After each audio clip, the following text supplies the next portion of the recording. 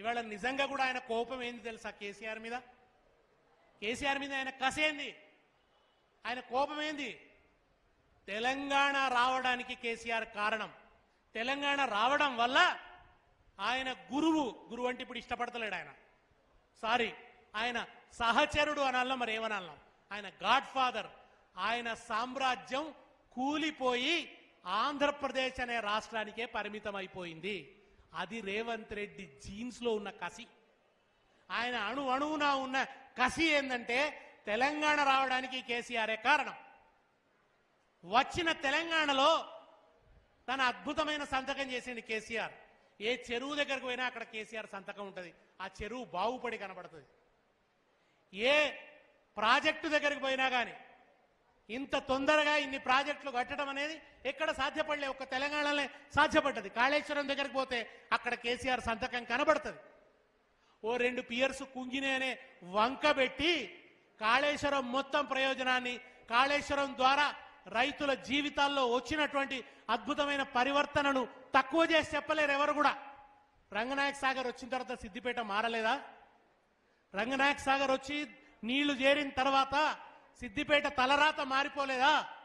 సిద్దిపేటలో ఇబ్బడి ముబ్బడిగా పంటలు పండలేదా? మల్లన్న సాగర్తో గజ్వేల్ తలరాత మారలేదా?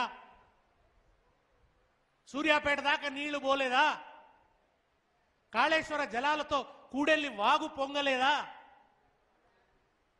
హల్దీ వాగు పొంగలేదా? చెరువులు నిండలేదా? చెక్ డ్యాములు నిండలేదా?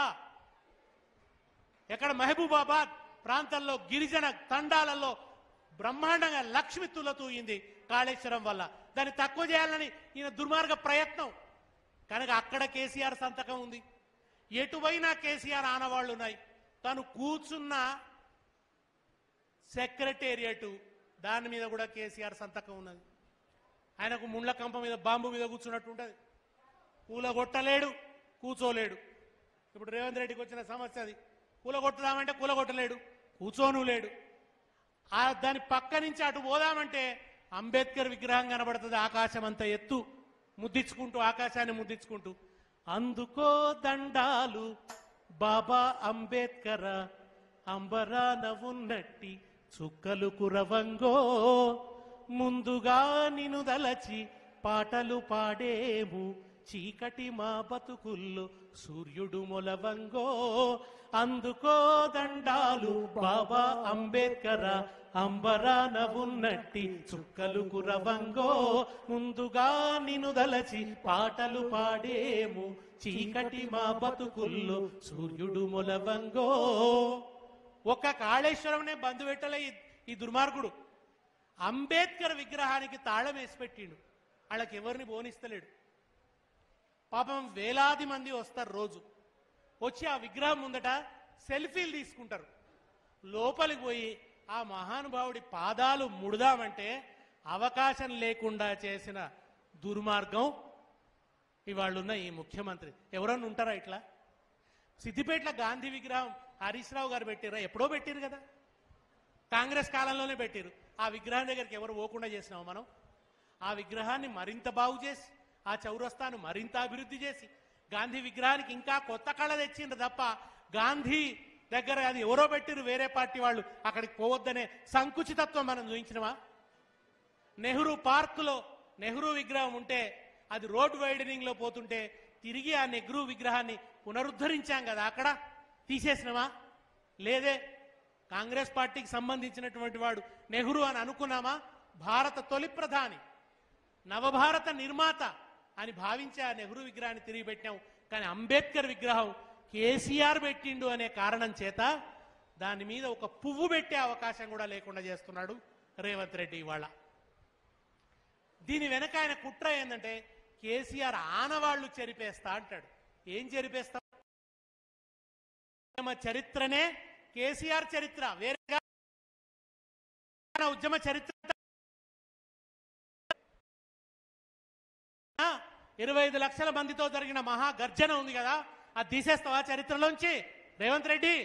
ఆ గర్జన జరుగుతున్నప్పుడు నువ్వు ఎక్కడున్నావు? తెలుగుదేశం పార్టీలో ఆ సభ జరుగుతున్నందుకు ఉడుక్కొని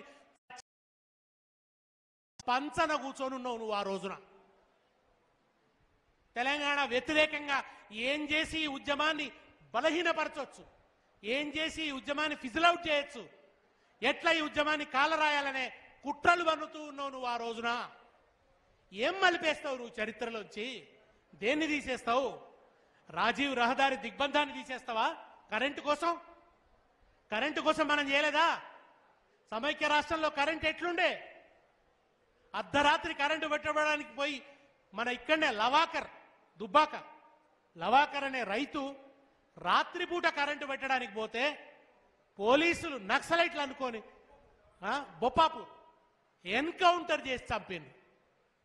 అటువంటి దుర్మార్గమైన పరిస్థితులు ఉంటే ఆ పరిస్థితుల నుంచి కరెంటును మెరుగుపరుచుకున్నాం. ఆ రోజు కరెంటు కోసం రాజీవ్ రహదారి దిగ్బంధం చేశాం. దాన్ని తీసేస్తావా? ఎన్ని రహదారుల దిగ్బంధాలు, ఎన్నిసార్లు రైలు రోకోలు, వంట వార్పులు, ఎన్ని రాజీనామాలు, ఎన్ని బై ఎలక్షన్స్.